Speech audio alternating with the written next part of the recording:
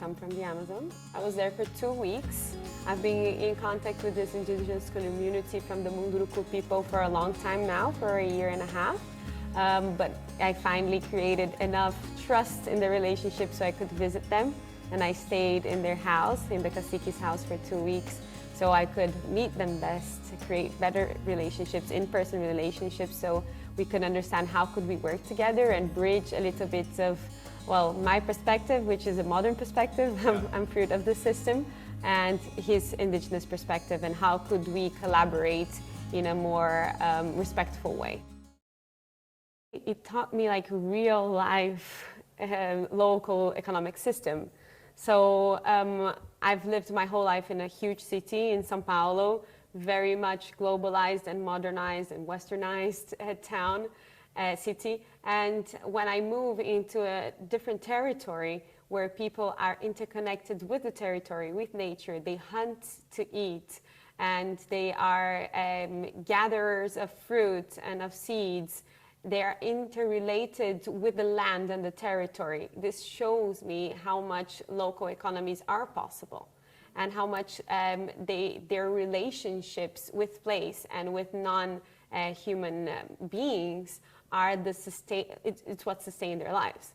So we create all this narrative and all these things that we don't actually need in order to have a good life, not even to survive, but to have a good life.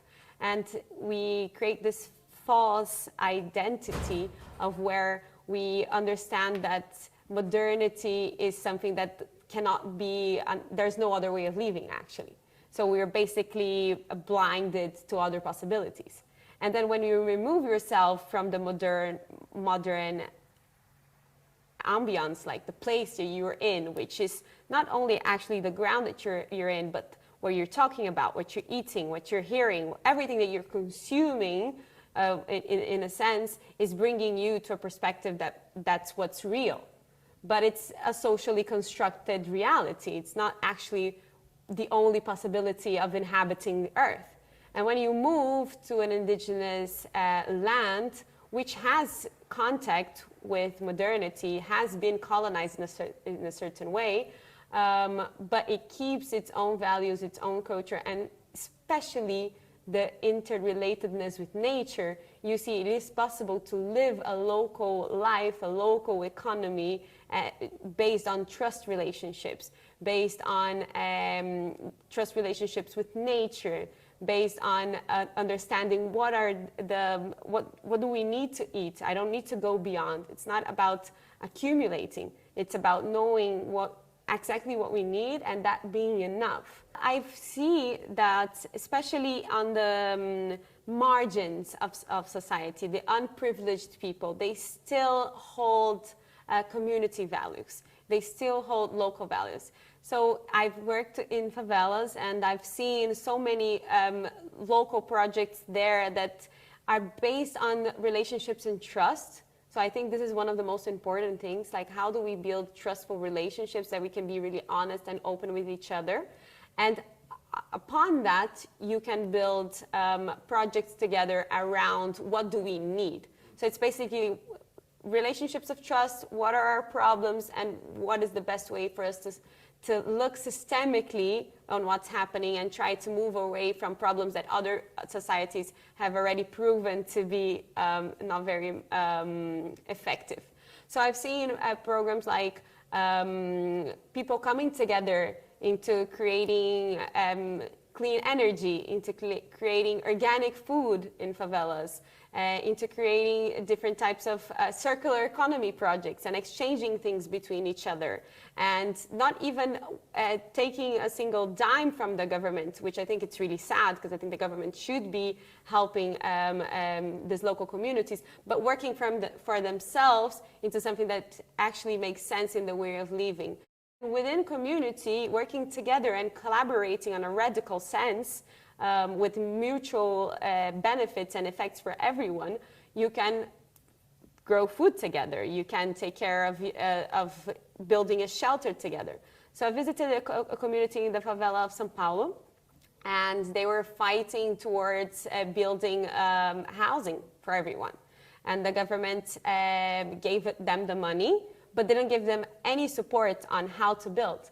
And they decided that they went after everything. So basically, they built the building for themselves based on relationships of trust. So they found a person who knew a little bit of engineering, a person who knew architecture, and then they made a plan, they mobilized the whole community, and they built their houses for themselves. So we have those skills, right? We can learn from each other. And of course, it's not simple to build a house, and it's dangerous to build a house if you don't know, but if you are together and if you exchange knowledge and if you trust each other, we are able to do everything. I don't think it's about living in the countryside or living in the city, but it's about knowing each other, understanding our needs, and creating solutions together. If we extend the notion of families to other families and to other peoples, and like Vandana Siva just said, and love each other, actually, like truly, we understand, like, if someone next to me doesn't have a house or needs a proper food or access to organic food, then I'm going to do something about that too, because that person is actually my family too. And that's what I learned with indigenous people, and this is what happens in favelas as well. And it's this generosity of helping each other. Like in indigenous communities, everyone is your family. We call in Portuguese parentes, which is relatives. So if another relative needs help in their farming, help with their house, help with their energy, help in getting clean water, help in hunting, you will help them because they are part of your family, they're your extended family. And this extends to non-human beings, to forests and plants and other types of animals. But when you're in the city, you're closed up in your apartment, everyone is competition to you, everyone wants your place or wants your money, and this sense of community interrelationship gets lost. And I think this comes a lot from privileged spaces where people want to maintain their place of privilege and power. And when you don't have that, you're in a marginalized space, people tend to feel more trust, people tend to feel more related to each other, people tend to collaborate best.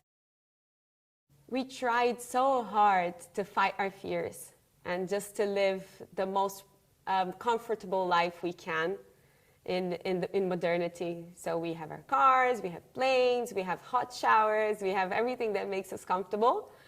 Because hunting is hard, going after and fishing is hard, and going after your food is hard. It's much easier if you get from the supermarket, because the part that is paying for that is invisible to you. So it's easy to you, but it's so much harder for other people who are in this massive global destructive system. But it's all invisible to you. So you go until this kind of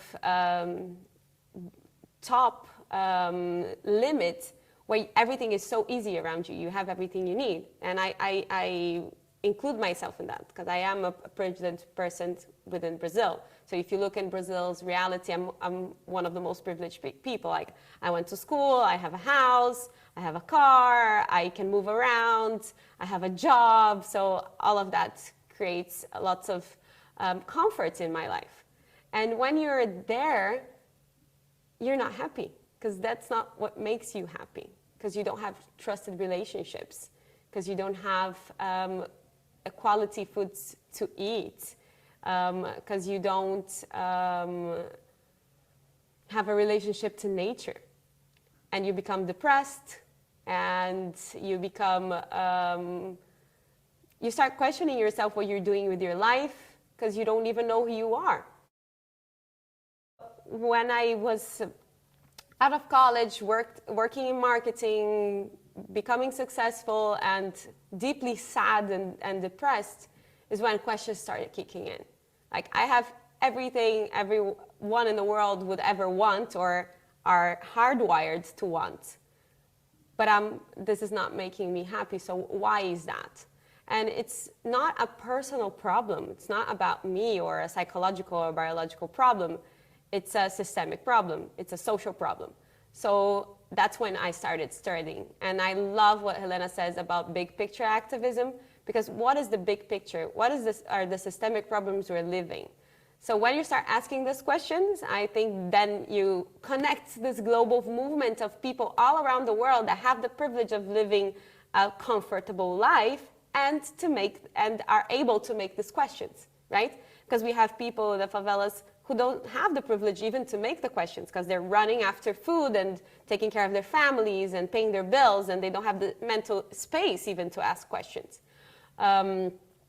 Or questions as deep as the ones we're asking now, like a systemic question. Maybe they're just focused on their daily challenges. So I do believe that a global conscience is growing, and I think this is why we're here.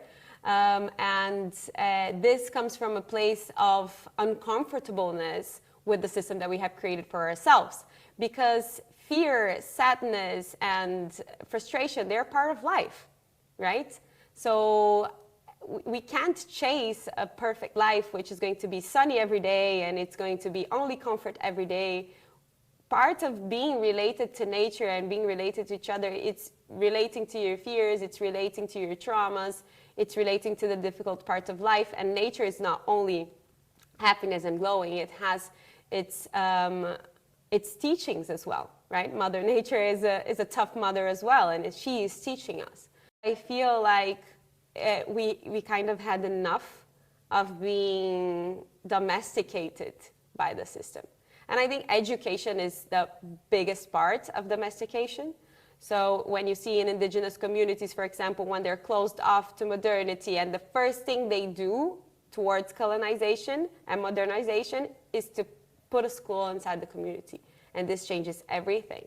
And I've seen myself, like, education has just created me as a part of the system, like an agent for the system, and hasn't taught me social innovation and how to change the system and make the system better, or disconstruct it and do something else. It hasn't shown people how to innovate socially. It just shows you how to maintain something that creates privilege for few. So when you're out of the education system and you start working, you get frustrated. So I think people who are now, younger people are more conscious, but on my millennial, if you could say that, generation, I think we are waking up when we start working, and we see that our work is not making any difference in the world. Like, if I was working in marketing and creating an advertisement for big companies, and I was like, why am I doing that? Why am I using my life to make more money for people who are already billionaires? And then when you start asking those questions, things change, and you connect with wonderful people who are trying to do different things, and you understand that the lifestyle you're living is not the lifestyle who is going to change anything or even makes you happy. So my mom asked me a few months ago, are you happy now? And I was like, I am the happiest I have ever been, because now I understand my responsibility. I don't feel blamed. I understand my responsibility of being a privileged person and working towards changing the economic system and changing our social constructs. So I feel like I'm in the right place. And working with indigenous communities for me also gave me the sense of what do they need? And I'm in service of them because they are truly connected to the earth and they have so much to teach us. I just love the localization movement because it's creating this global sense of community in a local place-based action. So I truly believe that we need to be connected and create this relationship of trust between and across cultures and territories, but being really localized in our connection to territory, to resources, which we call resource, but in nature's and relationship to nature, to foods, to housing, but also understanding what's happening around the world. So relocalizing is, of course, the solution. And the local movement around the world bring the sense of community. So when we are in our localities, in our territory, we know that every other person is in their territory as well, doing what they need to do to keep this planet alive and in abundance. And this creates strength, and this gives us potency and makes us feel like there are other people there taking care of the planet, and we create the sense of a global community, and we are able to act locally even better with more heartedness and even changing and collaborating between ourselves. So I'm very glad to be part of the localization movement.